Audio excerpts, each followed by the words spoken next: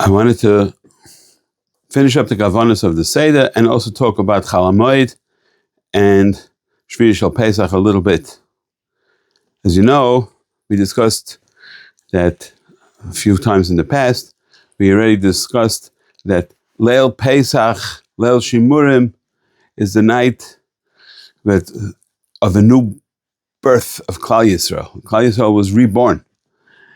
And since they were reborn, so Rabbeinu Shalom gave us extra special protection that when a person is born, they're in a b'china of katnus, which is like a little baby, and we have no protection. So Rabbeinu Shalom started us off with a b'china of gadlus, which is a higher, much higher madrega, and that would serve that once we have that protection of what's called gadlus, is like an older child who's bar mitzvah, so we're not so susceptible to the achidas chitzainim.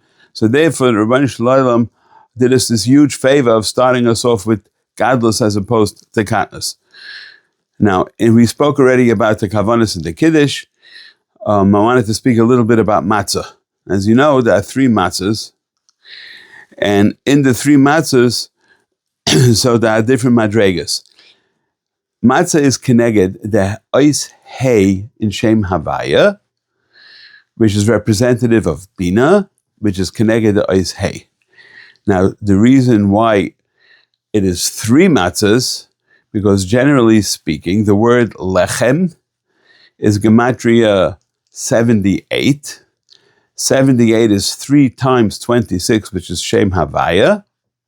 And the reason why we have 3 times Havaya is because since the first 3 spheres are Kesa Chachma Bina or Chachma Bina Das, and each one is keneged a Shem Havaya, so 3 Shem Havayas is gematria 78, which is also lechem. And so too, we have on Pesach, we have 3 matzahs, which is keneged 3 Havayas. And since it's considered a Havaya, as opposed to kaisais, which some of them are keneged Shem Elikim, which is a Midas Hadin, but on Pesach, which is the matzah is always keneged lechem, and lechem is always Shem Havaya. And obviously there will be different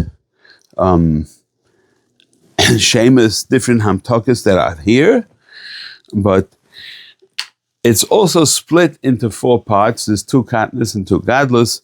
The 2 katnas will be a shema elikim, but with a hamtaka, and the 2 havayas will be both shemas havaya. But in the first one, which is the first katnas that comes in, so there are 3 ways of writing ois hey. First way is when we write a hey, it can be a dalid and a yud. The second way is a dalid and a vav. And the third way is 3 vavs. And what becomes negeya, because we have a Kayan Levi Yisrael, so you have the middle one, which is the Levi, and which matzah do we break? We break the middle matzah, and that middle matzah is connected to dalet and the vav. So we should try to break the matzah in the shape of a dalet and a vav, with the bigger portion being the vav, which now we put away for afikaiman, and the smaller one being representative of the dalet. And the reason why it's a dalet, because it's coming to show us there is a b'china called Dala Va'aniya, which is what we call on Malchus, which is Dala Va'aniya, because she has nothing of her own. Everything she gets, she's getting from the upper spheres, similar to a Isha or similar to a mashal of a Levana, that whatever she's getting, all the ha'aras she's getting from the Baila, and just like the moon also, all the light it gets is coming from the sun and has nothing of its own. Therefore, it is called Dala Va'aniya, and therefore we do that dafka right before Ha Lachma Anya, because the same Lashon Aniya, and also to a Ani is similar to that, because the Ani has nothing of his own, and everything that he gets, he's getting strictly from the higher or the Ashirim, or the people who give him tzedakah, but there's nothing that he could call on his own. There obviously are other parts to Pesach, and to the Seder as well. We did the Dalet Kaises. Just to run through a few other things, is that we have Marar and Charaises, and as you can all imagine, that the Charaises is sweetening the din of Marar, and we know that Marar is Gematria Maves, death. And Charaises has to take us out of that death. So we take the word Charaises and we split it into two parts. Part one is Reish, Vav, Taf. Would spell out Rus if you would say it like that. And the second part is the Ches and the Samach. So the Reish, Vav, Taf, it's a little technical, but that spells out the milui of a Shem Adnos. What is Shem Adnos? Aleph, Dalet, Nun, Yud. Now, if we take just the milui of it, which would be on the Eis Aleph would be the Lamed and the Pei, and the Dalet would be the Lamed and the Taf, because Dalet is spelled Dalet, Lamed, Taf, right? The Nun would be Nun, Vav, Nun, so you would take out the Vav and the Nun. The Yud would be Yud, Vav, Dalet, and you take out the Vav and the Dalet. So if you take all those letters of the Milui, which is again, the Aleph you take out the Lamed and the Pei, the Dalet you take out the Lamed and the Taf, the Nun you take out the Vav and the Nun, and in the Yud you take out the Vav and the Dalet. So by taking out all those letters are Gematria Taf, Reish, Vav, or Rus, and that part we don't use because that is Keneged, without going into the details, Keneged Leah, and Leah does not play a part in the Seder, only Rachel plays a part now with Seder.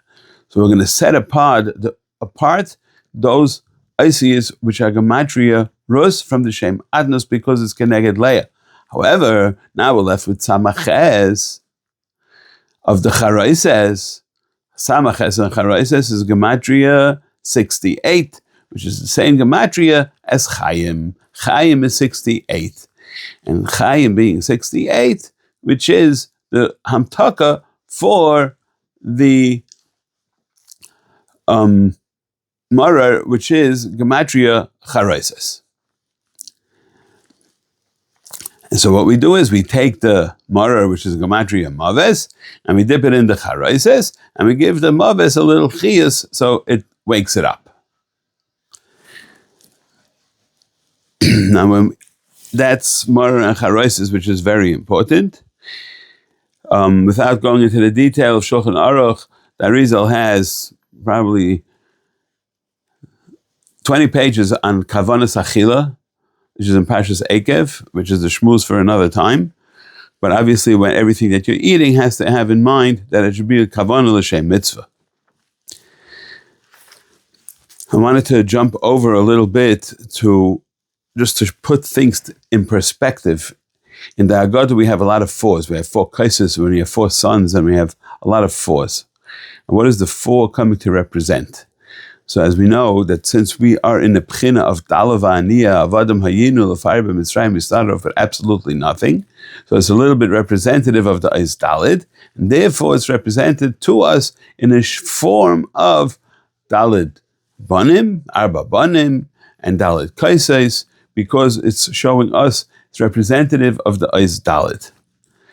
Also, you know that the Chacham, Rasha, Sheni Dei Elishael, the Tam and the She'eni Yidei Elishael, and so it's also representative of the 4 madregas that you have by the Seder, which would be, we start off with a Gadlus Rishon, which is Keneged Chacham, and then we're going to Katnos Rishon, which is the Rasha, because that's Midas Hadin, and then we go to She'eni Yidei Elisha, to Tam, which is like a Bar Mitzvah boy, he just got his first Moichin, he got his first, so to speak, brains. That's a tam. And then when a person thinks he's all that, so there's already in a beginning of She'eni Yidei Elishael, so it all 4 line up. just to mention another thing, that a whole year we have there's a mitzvah avada, a Pesach night also, of Kabenes Avicha Ve'esimecha. And on Pesach night we see that avada the din stays in place, but we also have another din of V'yigarata levincha b'yom hahu leimar. So b'yom hahu leimar, whenever it says in the Torah b'yom hahu leimar, it says Vayidaber Hashem al Moshe leimar. Leimar means that the person is supposed to give over, just like you gave. You, the Rebbe, talking to Talmidim, you give over to your son Leimar, in order that he should be able to continue on of the Yigarata levincha b'yom hahu leimar, that the leimar should be going on, that he will continue to give it to his children. And from here you see that the nitzchias of Klal Yisrael continues forever, father to son, father to son. I want to mention a little bit Shviyah Shel Pesach. Shviyah Shel Pesach, there's a story about the Arizal, that he was sitting with his Talmidim, and he was going to be megalit to them the secret of the pasuk of Rabban Shalom told Moshe Rabbeinu, Ma titzak elai, says the Zohar, that pasuk is a very, very strong side, and he does not feel that it should be put into this world, begilui. It should only be al pi side. And the Arizal was sitting down with his Talmidim in the field, and a raven flew over them, and the raven started, squawking and squeaking or whatever else. And the Arizal answered the raven, Baruch Dayan Ha'emes. So the Talmidim said, Baruch Dayan Ha'emes? What was the conversation about?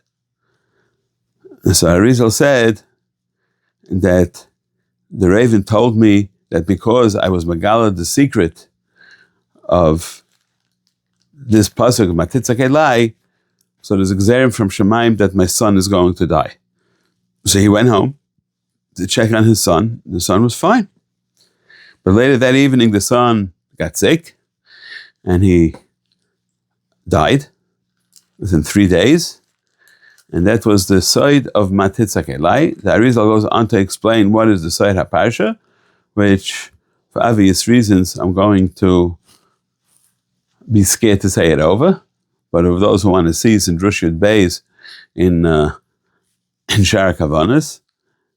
And on that note, I would like to wish everybody a Chakash v'Sameach, and may all be Zeiche to the Nitzchias of Klal Yisrael and L'Shana Haba v'Yerushalayim Habnuya.